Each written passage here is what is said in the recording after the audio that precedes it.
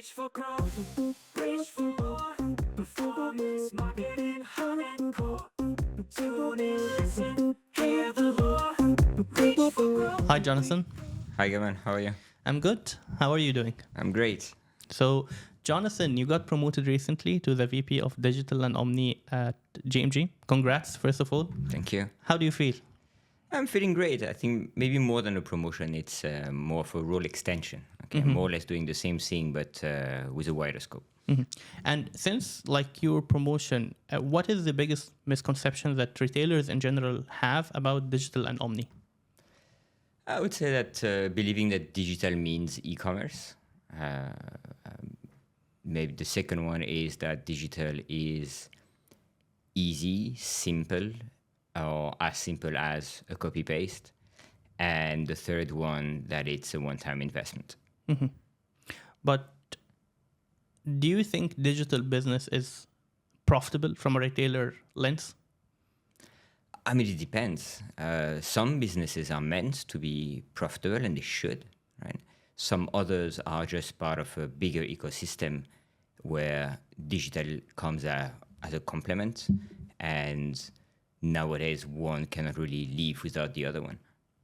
And what do you think is the best way that retailers should approach digital with? Should it be more like an isolated P&L for digital, for example, and a P&L for not digital, or how do you think? Well, I think the first part is to not have necessarily a financial approach, because it becomes an obsession and we're losing track about what's important. Of course, financial is important, but if you talk about P&L, there is a million ways to calculate a P&L. What should come into the P&L? What really do you attribute to digital? What is digital in the first place? Is it just e-com? Is it just everything which is not material? So I think it more comes from a bird's view, or really a very, very high level view of how do you want to make your brand profitable, which is just, by the way, or should be a consequence of solving a customer problem in the first place. And is this what you refer to, that this is not the most important thing to look at it from a financial? The most important thing for you is to look at it from a consumer point of view? Yeah, absolutely. I mean, if the starting point is I want to make money, I mean, it's unlikely to be successful, right? The customers doesn't care if you want to make money or not. They care about are we solving a problem, which might be, by the way, essential to life, food, eating, for example, or are we giving them what they want, or more of that, or more of what they want as well? It can be a possibility.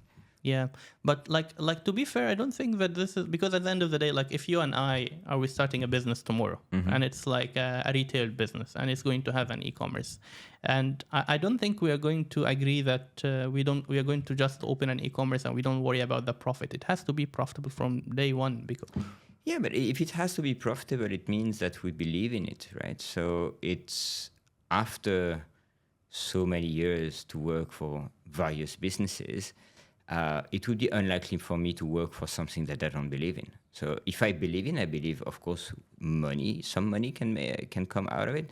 If I don't believe that business is profitable, I wouldn't fight for it, and hence I wouldn't be interested into it.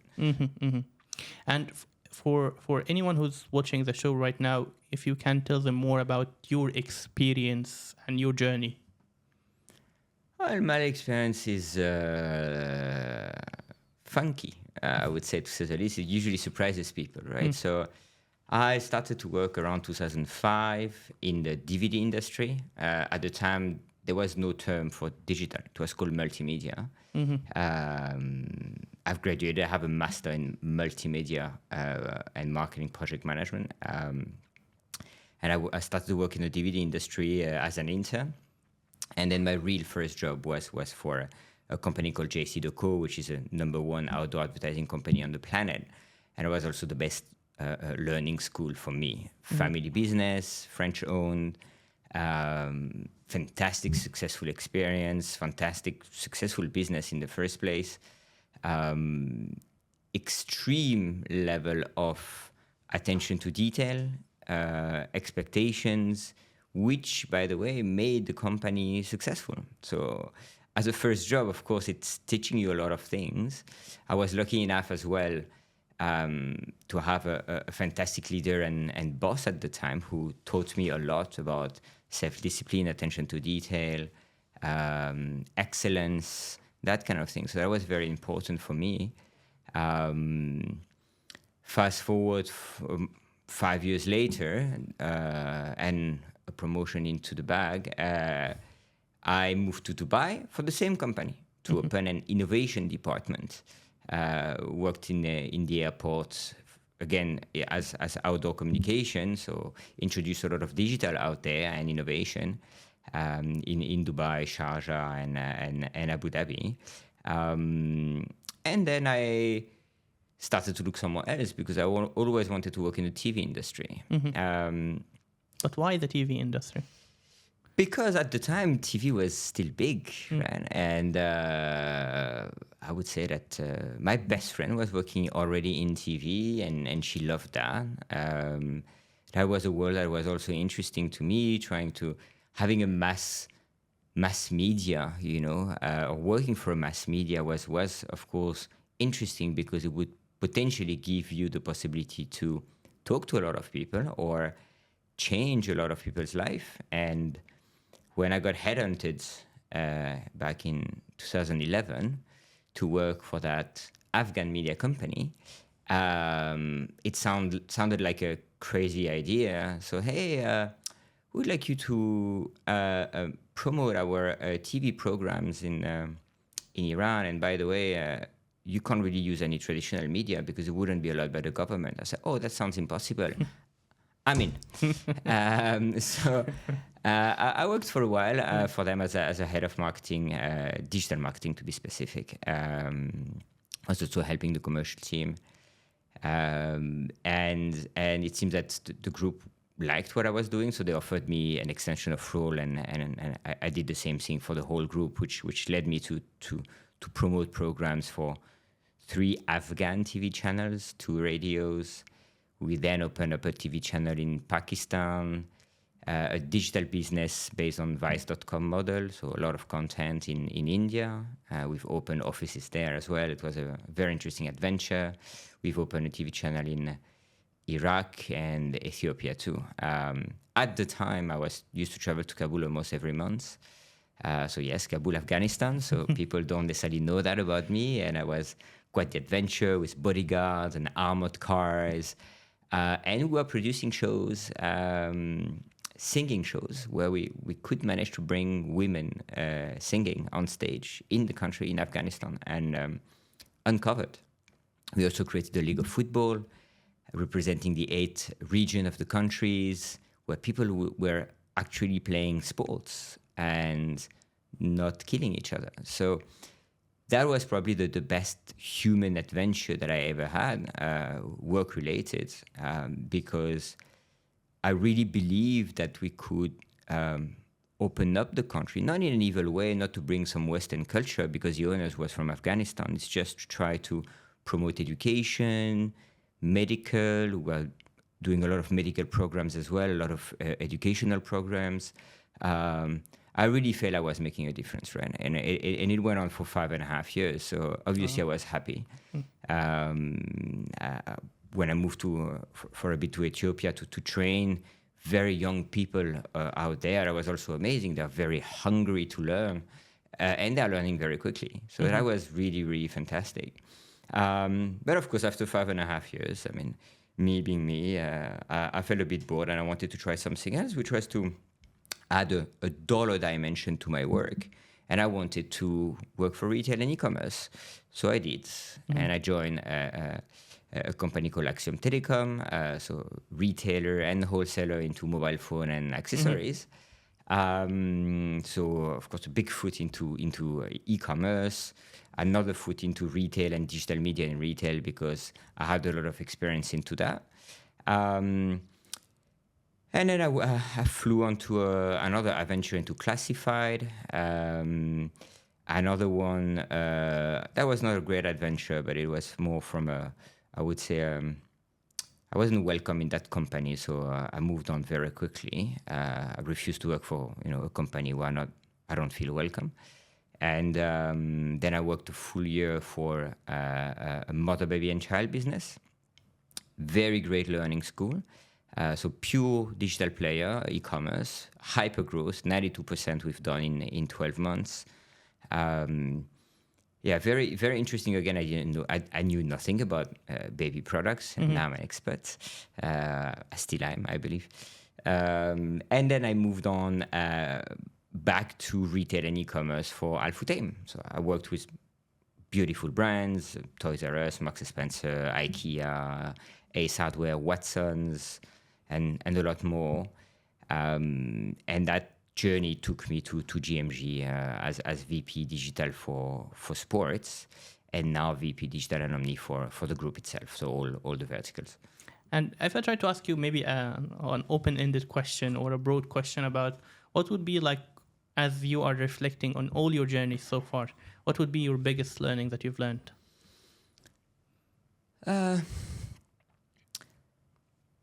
Nothing is forever. Leadership and gain of seniority from, I would say, a title perspective comes at a cost, right? It's, you always, or most of the people who are career driven are always attracted, not necessarily jealous or envying a bit the bigger guy, right? He has more responsibilities and he is the president and he is this and he is that, but it's not that simple. Right? It's never that simple. People believe it's simple. People believe that when you have this or that title, you decide everything. You don't, right? Unless it's your own company, and sometimes even when it's your own company, you don't. And it comes, the more seniority you gain, it takes a bigger toll on your soul at the end of the day, because except if you're soulless, but you have a lot of responsibilities. You're in charge of people who you're in charge of people who are in charge. It's not me. It's a quote from Simon Sinek, but I deeply believe in that, because you have 10, 20, 30, 40, 50, 100, 1,000 people in your team.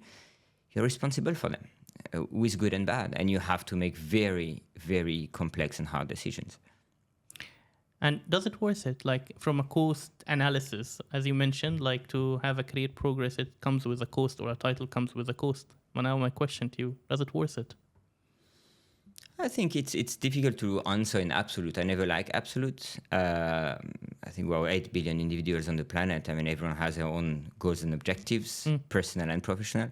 I think it's maybe to refer to a portion of a previous question is experience teach you that after the fact, most of the time, right? It's never worth your sanity. I've lost sometime my sanity. I've hurt my health because of too much work or because of too much care. Something that I've never lost is my ethics. I refuse to do that. When I feel I'm about to lose that, I quit.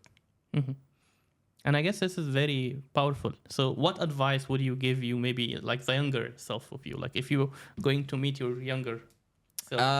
Well, if a lot of young people are I'm also on social media and I look at a lot of videos, sometimes motivational, sometimes from influencers who are successful or pretend to be successful. And I think some people are rotten to the core, consumed by their ambition. It's difficult to recommend to be like that because they're willing to do anything to grow or make more money. And I think that eventually it's going to bite back, right? At the end of the day, there is only so much you can do alone. And if you need to do with people, you cannot do that only with enemies, right? So you might be difficult at work or harsh or demanding, but if it's for a good cause, people eventually would notice. If you are just this way or selfish or backstabbing people just for your own profit, how many friends are you going to make? How many people would follow you to another company? Who do you rely on? Who can you really rely on, right? It's very complicated. or impossible, and you will then feel very lonely. So as much as you should always be wary at work, because even though you might have the best intentions, not a lot of people do, right? So you have to be a bit insightful and try to feel people's real intentions, but there are always good people to find. This is what I believe. And I guess this is super important because ambition is really tempting sometimes to lose the balance. And I learned for the past 2 years it's important to actually seek the balance and to try to find the balance between specifically your work and what gives you meaning, and also your health and your life and all of that. And I'm really glad that you mentioning all of this. Yeah, and this is what I really believe in. So, and I'm sure you've seen that a bit in the past with me. So. Yeah, like I've been through the journey since long time back. So yeah, if we, because you have a very interesting experience working with the mums and baby sector, and then like which because it was pure player, it was a pure player, digital player. What retailers can learn from pure player when it comes to digital and e-commerce? Pace, speed, and investment. At the end of the day, you ask, many things about retailers before. A common trait of all retailers is they often do not have a very good understanding of how it works, and then it ends up creating a situation where they are in denial because they are literally asking to go left and right at the same time. No, look, this company and this company are massively successful. Yeah, I want to be the same. Fine, but they're also massively investing because the nature of their business, right, which is usually startup, rounds of investments, they can burn a lot of money. As a retailer, you're already very well established. So it's always extremely unlikely that finance will tell you we're going to invest for customer acquisition sake for the next 5 years and being loss-making for the last 5 years. That's number one. That's when retailers are trying to create new online businesses. Or sometimes you join a group or a company and they ask you to make more profit and grow 100% year on year for the next 3 years, but they don't want to spend, right? You can organically grow, that's fine, but not at the pace which is expected, right? Also, working for pure players, the amount of investment into tech is massive, which is enabling that growth. You are always on top of things when it comes to tech evolutions. You are way more competitive. You are something that someone that I do not particularly appreciate said one day, but I think that's very true, is when you are working for pure player and fighting against those big retailers, you're on a speedboat and they're on the Titanic. So when you need to steer the ship, they can't, right? We can. And this is why you end up a lot of time seeing minuscule online pure player businesses doing so much better than big retailers because they have that capacity to change, evolve, iterate, right, very quickly. But is it alone because is it only a size problem that this is because retailers are so big and pure players are so small? That's why this is slow and this is fast. It is a lot related to a size thing because retailers, the more you grow, the more you are in need of processes, rules, guidelines.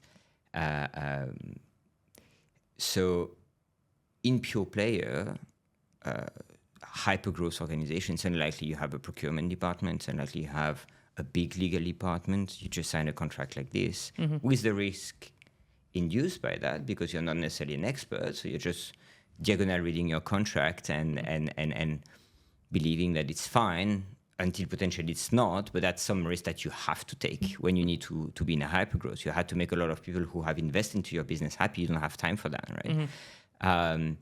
Those issues are no longer acceptable for big companies, right? You have a big legal department, a big procurement department, and so it naturally slows things down, and you are also way more established from a financial perspective where you need to show profit. Hyper-growth organization, and when you go through round A, B, C, D of funding, they're not after profit. They are most of the time, of course, not all the time, but they are into customer acquisition because the first thing they want to do is getting someone to buy them. Right? So you are selling a database of customer sometimes with a piece of tech that goes at the back of that when it's not just pure players, but actually people developing a new tech, which is very interesting. But most of those companies are just selling an audience or a customer base. And what is your view right now between hyper growth and sustainable growth? I mean, I think you have a branching into that. You have companies which are in hypergrowth mode just because they are positively victim of their success, and their hypergrowth will naturally slow down at some point because that growth is probably organic or natural, if you say. While you have other companies who are in hypergrowth because they're investing millions or hundreds of millions, right? And this is not sustainable. And the big question is, what is the nature of those investments? Some of those investments might be, I would say, smart or balanced or logical. If you build a .com and you just raise your awareness, so this is what I do, this is what I sell, fine. This is a problem that I solve, that is okay. But if you start flooding the markets with discount and coupon codes, at some point it has to stop because it taps into your margins and profitability. And then when you stop that, what's left? Will your customers still shop with you? Unlikely, because you've acquired the wrong type of customers. So there's always a nuance into those statements. Right? I told you I don't like absolutes. Yeah. So basically, I really like that you break down the hypergrowth into like healthy hypergrowth and unhealthy hypergrowth. Healthy hypergrowth when we actually, whether it's based on virality, organic content, growing naturally, or it's based on logical paid strategy that focus on customer acquisition with an efficient way. And the unhealthy one, the one is basically giving money to the customer with subsidizing coupon codes, discounts, and all of that just to give the illusions of hyper growth, not exactly for growing. But do you have maybe any example, even if it's a global company, that mixes both hyper growth and sustainable growth really well together? It's difficult to tell. I mean, some companies, honestly, I mean, it's very hard to tell. Take Trendyol, which is very dynamic in the region, right? Last year, I believe they spent in the GCC $650,000 million into acquisition. There's two ways to think about that, right? So if they spend so much and if they maintain that spend, it means that somehow it worked. And when you look at the product offering, it's not really that different from a Noon or an Amazon, but they got sales. Now, did they get the sales because of the discounts? Or did they get the sales because maybe the shopping experience was actually pretty good? Or maybe the product offering was slightly different, or something else that they felt. Sometimes you shop on one platform compared to another one, and you don't really know why. It's just a perception or a feeling, or just prefer. That's the emotional part of it. From my perspective, I enjoy a lot Noon UI, for example. I find it substantially better than the others, but that's very personal, and I end up shopping on that app for food, right? More than the others, local ones, right? There's no rationality behind that. It's just personal preference. So it's always very difficult to tell. There's nothing really at the back of my mind. I don't know what are the latest numbers of the Giving Movement, for example. It's an interesting brand.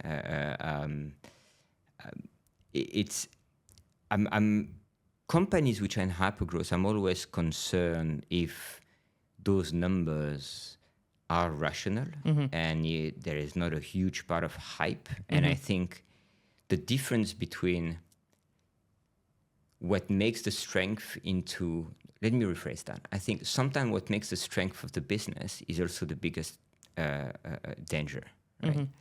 So the whole thing around the Giving Movements is around the sustainability, giving back, and all of that. Fine. Now, I'm not judging and I'm not slandering in any way. It could be valid for any company. Is it really the truth behind that, right? And the danger is when people find out. There are stories about influencers who are all into sustainability and have their own makeup products, for example. I forgot the name, and some online shoppers have found out that there was a lot of plastic into the creams, and that person went from the top to rock bottom in a month, right? So, and people are getting more and more conscious about those things as well. I was a bit sarcastic on LinkedIn, I think a couple of days ago, where someone was criticizing a brand around sustainability. And to do that, that person leveraged AI to produce a lot of images, right, to try to illustrate what that brand was doing. I said, that's interesting. So you tackle the sustainability side and leverage AI, which is a massively power-hungry solution, potentially destroying the planet, to criticize sustainability. So, there's a lot of...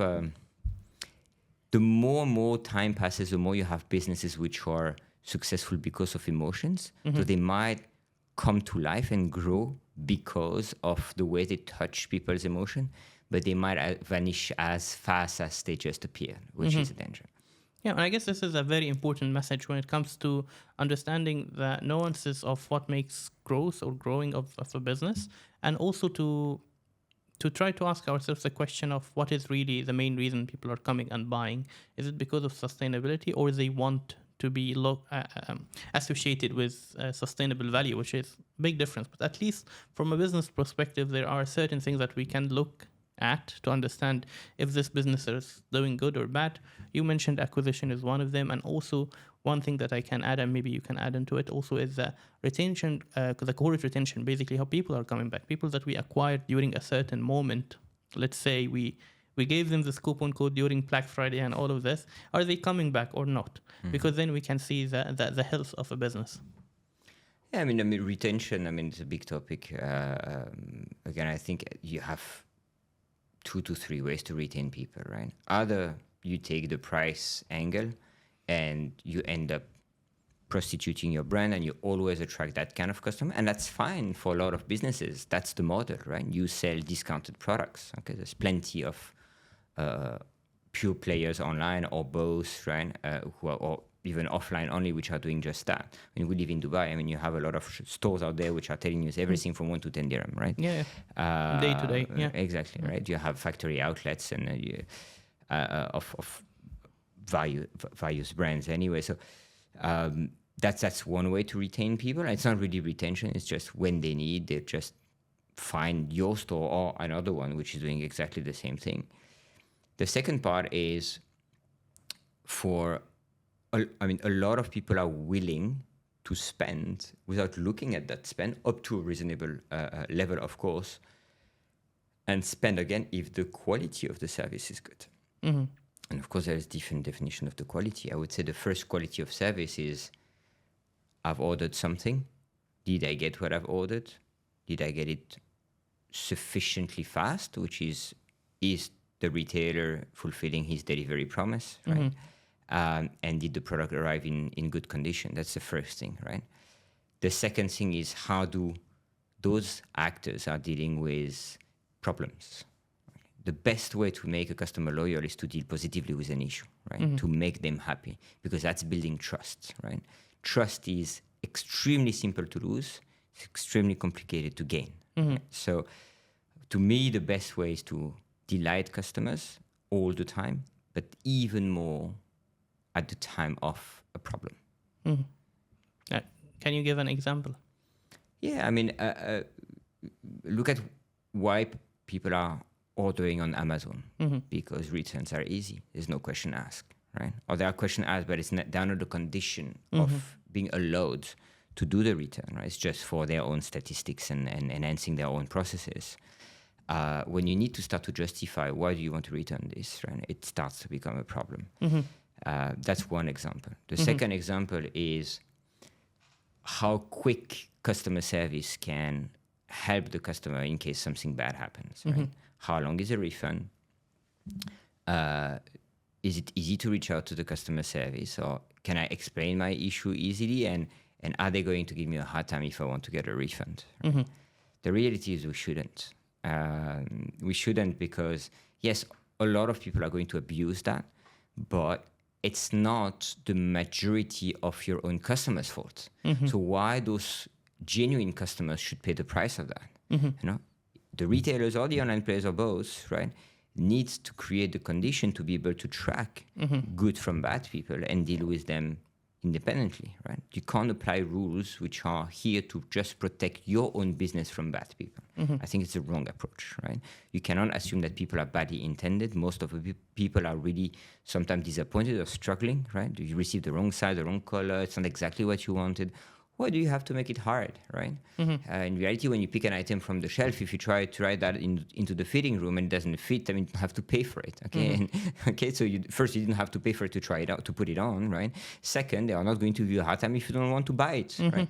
So it shouldn't be different online, at least according to me. Yeah, makes sense. And actually, studies shows that it takes 7 or even 8 good experiences just to remove one bad experience from a customer memory, just to forget about the bad experience that he went through or she went through. So it's definitely something that if you look into it from this angle, you find it even cost efficient to do it versus like to try to build processes and procedures in place to make it harder for the customer. And it made me think about like how finance departments can actually be a growth enabler, or it can be slowing growth for a lot of big companies. Yeah, so finance is there's finance, there is procurement, there is legal, right? Usually the people I would say enjoy to interact the least, because as people from the digital world want to go fast, and are usually here to go slow, because their role is to protect the company. And you can't fault them for that. Now, it would be unfair to those people to constantly be upset or blame them, because we have the freedom and the liberty to educate them. So often I hear, but they don't understand, and they're telling me I should charge for this or I shouldn't charge for that. But actually, how many times did we actually block some time with them to explain them our point of view, how we see things, why it is important? How many times are we actually sharing data with those people to show them, listen, I've done an experiment, this is what happened, right? To change their mindset, to open up, their way of thinking, so they can reconsider maybe having a different approach if we believe that approach is wrong. However, it's also good sometimes to have someone who's really fighting those ideas, because sometimes we want to go too fast and we would make mistakes. And from their side, they also help us to see more clearly about what are the potential risks or potential opportunities. Yeah, it makes sense. Definitely, like having some kind of friction is something healthy. Like if you have marketing says or digital says one way and finance saying the other way, at the end of the day, we're going to go through the middle way, not this way or that way, which is healthy for business. But I guess it's, and also you can share from your experience about there are differences when you deal with finance department. There are actual finance people who are very advanced of their business knowledge, and they understand how digital and marketing and e-commerce are important, and they come with this notion already installed, versus people that they think that, or they take the role of protector, I'm the protector of the company money, and makes everything harder. Because I do have experience with really advanced finance people who really understood what the business needs in order to grow, and then actually act as an enabler after a small or maybe some discussions. No comment? Sometimes you need to ask questions. You can cut that, that's fine, but sometimes you have to ask a question. There's no question sometimes. I'm fine. Okay.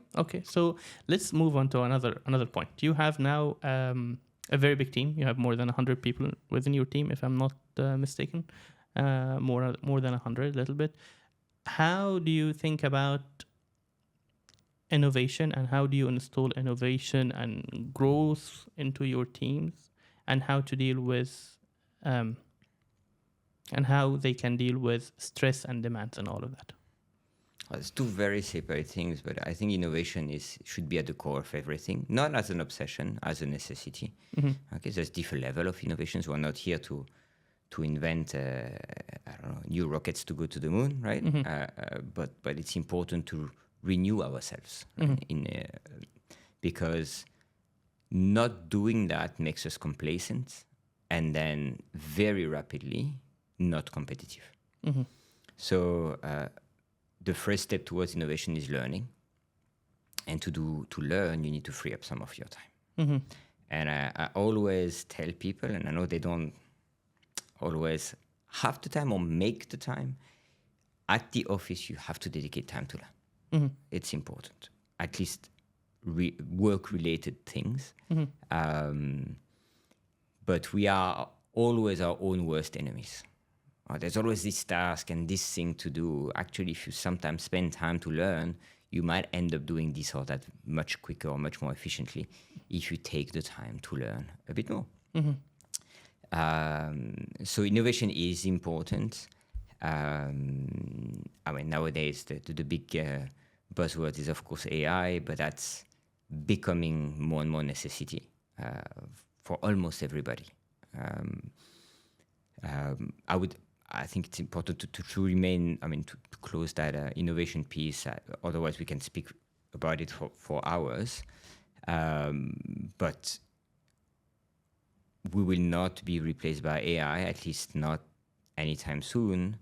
And I'm quoting the global VP of Databricks, which I met recently, very interesting person, because themselves are all in for AI, but with human control. Okay, control as quality control, because AI does make mistakes, does hallucinate. A lot of the AI output that you're getting today is the fruit of a human input, right? So human input can be wrong. The data that we input might be wrong. The assumptions that we input might be wrong, right? So it cannot be left unchecked, at least for many things.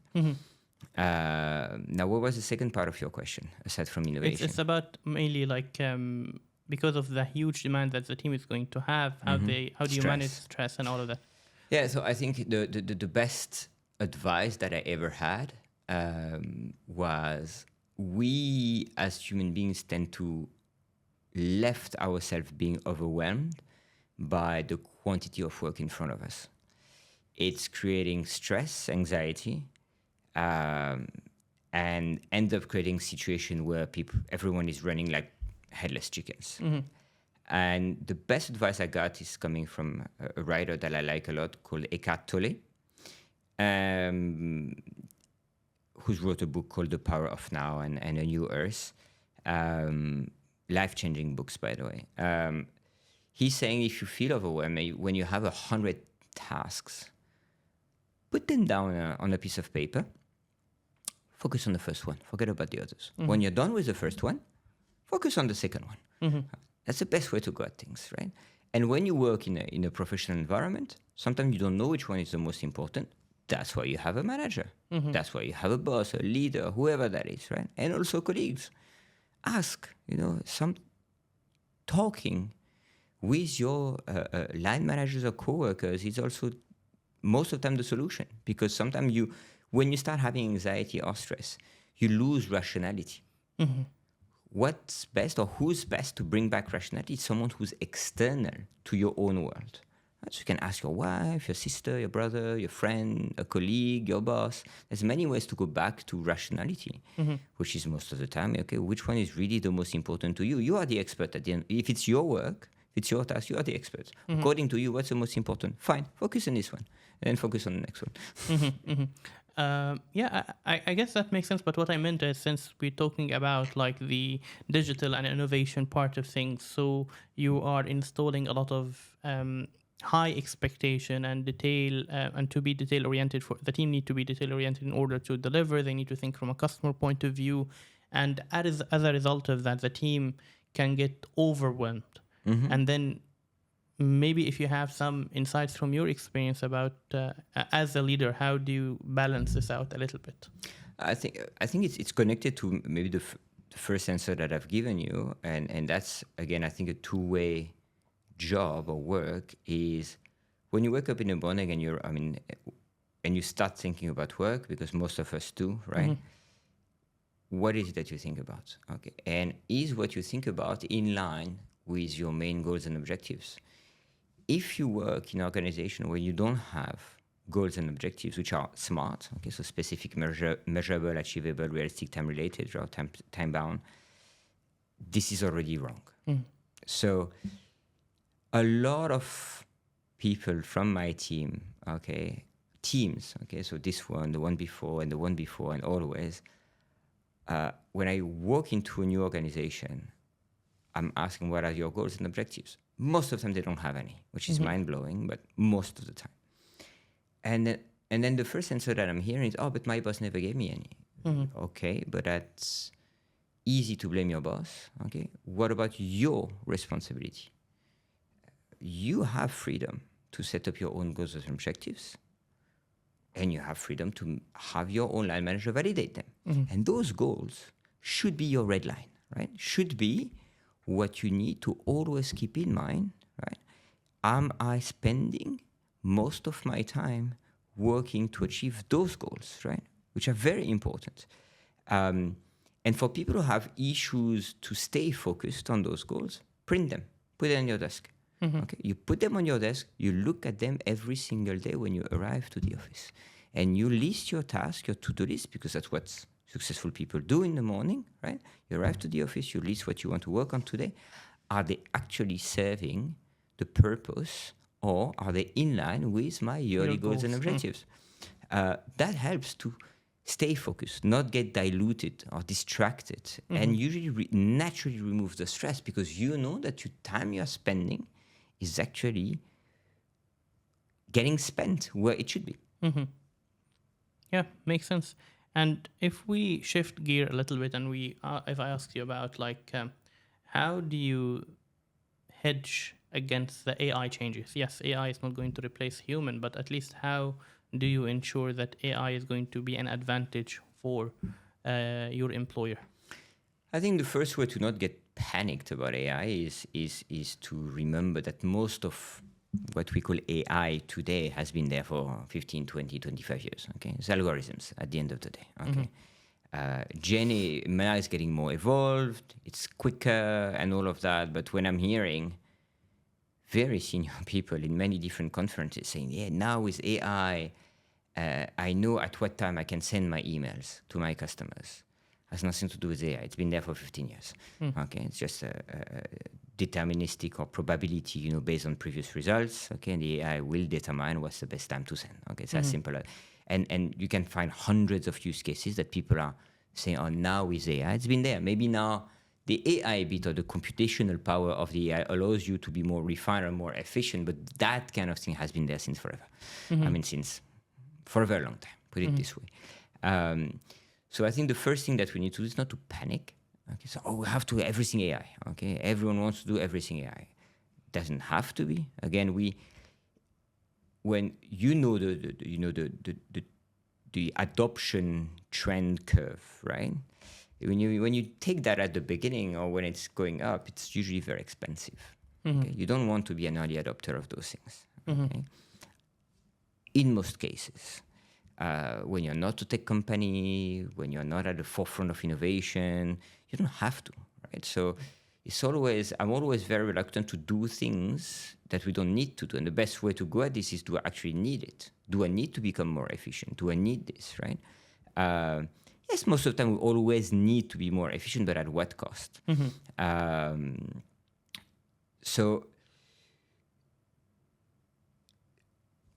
I forgot the question. No, it's okay. I guess it reminds me of one of the old discussions that we used to have. Is it something that really adds value, or is it like a gadget, like the AI, or that we're trying to... No, I mean, certain portions of AI that we currently use are massively adding value. I mean, we are saving 50% of time now on our ad banner creation. We're saving 80 to 90% of time on Arabic translation. I mean, I cannot ignore that. Right? And then you would probably argue around, oh, but you said that people are not going to replace with AI. Haven't you reduced your team because of that? Yes, I did. However, if the team was already leveraging AI, they could have done many more things, free up some of the time to do something else or to do more. And that situation wouldn't have happened. If you look at AI right now, right now I'm currently sourcing and hiring new graphic designers and new content writers, right? If I don't see that they're already using AI in their resume, I'm not hiring them. But I am hiring people, right? I'm just hiring people who are using AI. I'm not letting go people who are not using AI. I'm asking them, please educate yourself. Okay, if you need help, we will help you, of course. But you have to leverage AI to become more productive. Yeah, makes sense. And what would you say, like, you have a big team, and you used to have big teams even before. What would be the things that you observe as maybe mistakes or things that the new generation need to stop doing in workplace? Yeah, so now I'm old enough to talk about new generation, but I think new or old generation, the issue that brought social media is quite severe, and I really would like to talk about that, like quite into details. Is the instant gratification which is enabled by social media. People want everything yesterday. They want everything now. They have no more patience. You cannot build trust now. Doesn't exist, right? Because if you build trust now, it's fake. You're going to lose it now as well at the first occasion, which means that the trust was never there in the first place, right? True. So the social media generation have no patience. They are not willing to wait anymore. And there's something we hear more and more, which is, oh no, but the new generation, they think better because they don't want to stay 5 or 10 years with the same job, and they don't want to be bothered with work anymore, and they're willing to drop this work and enjoy more of their time. Yeah, they do, true. Does it make them happy? Maybe. No. What about in 20 years when they're still doing very low level work because they've never invested time to build themselves, build their knowledge, build their expertise, right? This is only going on for so long until they realize that actually, hold on for a second. Yes, I'm working 6 months and I'm going for 3 months on holidays and I keep doing that. And yeah, but there will be a time where, first of all, you're too old to be hired for those things. That's number one. Or you'll be replaced with AI, because actually all the low-level stuff in 5 to 10 years will be replaced purely by AI, and a very small amount of people managing all of that, right? And the second thing is, at some point you'll be tired. You'll be tired of doing this. You have built nothing. You have no connection, no network, no deep experience into work. So it's not going to be very... I think it's eventually people will realize the big mistakes that this whole situation and mindset is creating. And maybe it's me being old and having an old mindset saying that, but I don't see that being a planet-wide way of working or thinking. You have to invest. I mean, look at what's going on with relationships as well. It's the same thing, right? People getting married are getting divorced like this because it's also easy, right? And they are not willing to make any effort. Coming from someone single, that's steep, but I'm single by choice. I think that quality takes time, irrespective of what you do, into relationship, into emotions, into trust, into product, into recognition, right? People are, so I'm leaving because I've not been promoted, but you've been here for a year. Okay, so people tend to have a misconception about being promoted, and because of social media, because they see people showing off with their Ferraris and telling you no, you don't have to work and all of that. And most of them are having a rental Ferrari, right, and a fake watch and a fake all of it, and everything's fake. I mean, people now in the US are renting fake private jets, yeah. right? To click a couple of pictures. This is ridiculous. I'm not saying you don't have a bunch of very successful people who are, but how many? How many versus how many are trying and go absolutely nowhere, right? I think that's the same thing that there is with music. If you really believe in it, because that's your thing, then you will naturally be fully dedicated to it. And there's no shortcut to anything, right? And there is a way to be successful online and probably after make a lot of passive income and not work every day and not to have an 8 to 6 job. And that does exist, of course. But that's coming from a place of passion. That's not coming from a place of greed. That's very different. People going after the easy route will be hurting for a very long time because they will not be successful. No, I guess this is very important message, and actually was one of the reasons why that I started this podcast is actually to more give a reality check to people about like, hey, look at someone who has have more like 20 years of experience, reached a high title, listen to his story and what he tells you, and have another view. Forget about the other people, other influencers on social media that telling you if I'm not making $10,000 a day or a month, you are a brokey and you shouldn't be happy with your life. But I guess, as you mentioned, social media has a lot of, or created this kind of instant gratification plus entitlement, both mixed together, which is a recipe for disaster if it's not have the enough awareness. And I think down the line is, when you're young and you see all those people with a lot of fancy things, this is materialistic. All of us love material things, most of us, right? Up to a certain degree. But again, it comes at a cost, right? Your time, your life, your ethics. What are you really willing to sacrifice for that? And at the end of the day, money is not an end goal. And people who don't necessarily make a lot of money will say, oh, that's easy because you make a lot of money. I make some money. Okay, there's always someone making way more money than you do anyway. And money should be just first bring you health, comfort, some comfort, right? After you have that, the delta between the peace of mind you're losing and the added dollars that you're making is not worth it. It really is not worth it. Again, easy, look at this guy, he's successful. No, it really is the case. So I think it's, why do you want money? Maybe to take care about your loved one, if you have kids, to offer them education. That's very noble, and I think you should totally do that, right? But when you look at the happiest people on the planet, they're usually living in the countries which are the poorest. Why? Because what is important is life, connections. If you go to certain very poor country, to Africa, for example, or certain poor country in Asia, people are smiling. When you go to Paris, they don't smile, right? They don't smile at all, right? So this is a life lesson, okay? Where are the people who are smiling the most, okay? People need to ask themselves that question. For me, money is two things. Making sure my close ones are not worried about myself, okay? I can take care of myself. I can eat. I have a roof on top of my head. And I can deal with my own passions, right? After as long as I can do that, I don't need more money, right?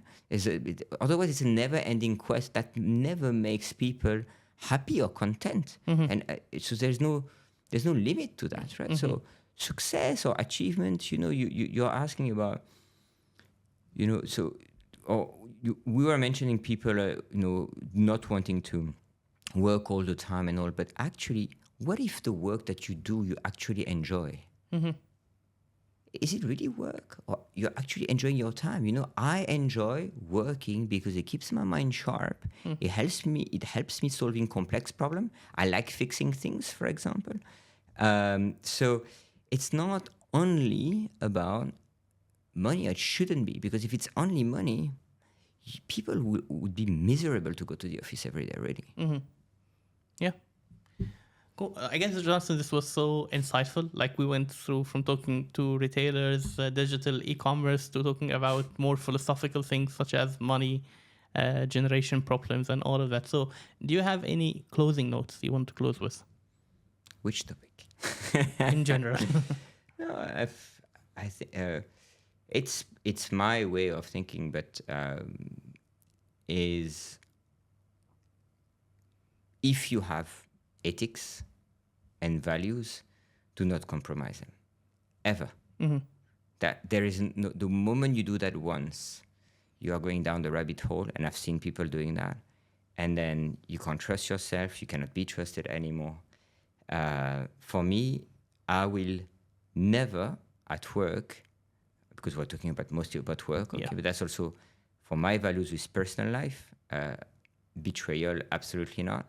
At work, same thing, right? I will never betray my coworkers, my manager, my boss. I will never compromise on my ethics. I will never take money under the table. I will never get any bribe, so I can do many things. I can sleep on my 2 ears. That's a French way of saying that you go sleep safe and sound, and you have nothing at the back of your head which is preventing you to sleep. That's number one. Number two, nobody can attack me on that, because let's be realistic. Work is a place full of sharks also, and people who don't really mean well to you. They don't want you to be successful, or they're jealous of your success sometimes. So they would use anything against you. At least they can use that.